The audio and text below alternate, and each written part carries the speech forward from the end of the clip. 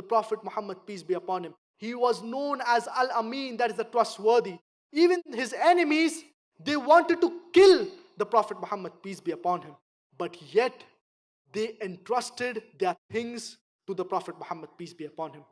When the Prophet, peace be upon him, he migrated to Medina, he told his cousin Ali, may Allah be pleased with him, to return the things that the Quraysh had entrusted to him. Imagine these very people of Quraysh, they wanted to kill the Prophet Muhammad, peace be upon him.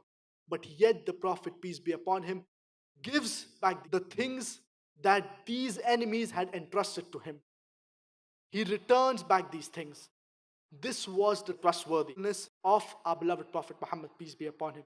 He was known as Al-Amin, that is the trustworthy, even before prophethood. Our beloved Prophet Muhammad, peace be upon him, when he went to Taif, in hope that people will listen to his message. In Makkah, the Prophet was tortured and was persecuted. So he went to Taif so that the people will pay heed to his message. But unfortunately, the people of Taif started pelting stones at the Prophet Muhammad, peace be upon him. To the extent, even the children, they started pelting stones at the Prophet Muhammad, peace be upon him, and drove him out of Taif. When the Prophet Muhammad, peace be upon him, he was bleeding profusely to the extent that his feet were soaked in blood. An angel comes to our beloved Prophet Muhammad, peace be upon him, and asks him that, O Prophet of Allah, if you wish, I can crush the tribe of Taif between the two mountains. What would be our reaction? If someone had tortured and persecuted us so much, we would want them to be destroyed. But the Prophet, peace be upon him, he was far-sighted.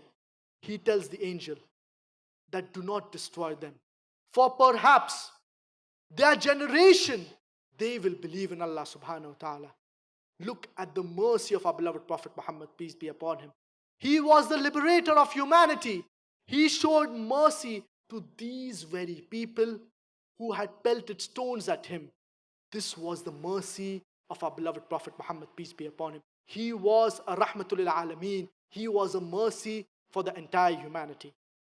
And during the final sermon, our beloved Prophet Muhammad, peace be upon him, he asked the Sahaba that, have I delivered the message? So the Sahaba, they say, yes, O Prophet of Allah, you have delivered the message.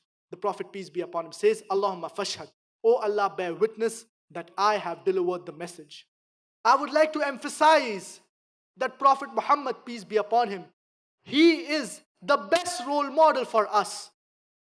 Let our lives be touched by the life of our beloved Prophet Muhammad, peace be upon him. If our lives are touched by the life of our beloved Prophet Muhammad, peace be upon him, then we will be successful in this world as well as in the hereafter. Therefore, let's resolve. Let the life of our beloved Prophet Muhammad, peace be upon him, live again in our lives. Let his aim be our aim. Let his objective be our objective. Let his achievement be our achievement. Let his example be our example. Let his goal be our goal. Let his purpose be our purpose. Let his character be our character. Let his conduct be our conduct. Let his target be our target. Let his destination be our destination.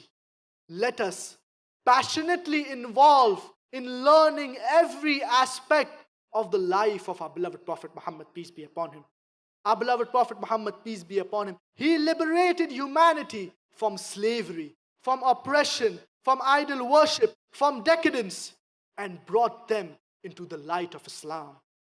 One man alone, with the help of Allah subhanahu wa ta'ala, transformed the Arab barbarians into torchbearers of the world.